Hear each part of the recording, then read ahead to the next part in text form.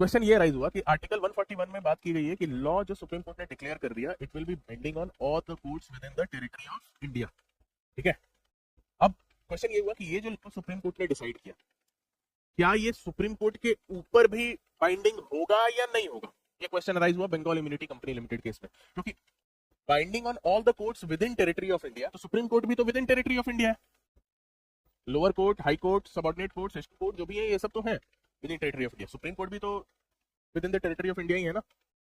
तो whether that law which has been declared will be binding on the Supreme Court also और not, ये question arise हुआ Bengal immunity company limited versus state of Bihar के case में। तो supreme court ने बोला गया कि यहाँ पे all the courts within the territory of India does not include Supreme court, है ना।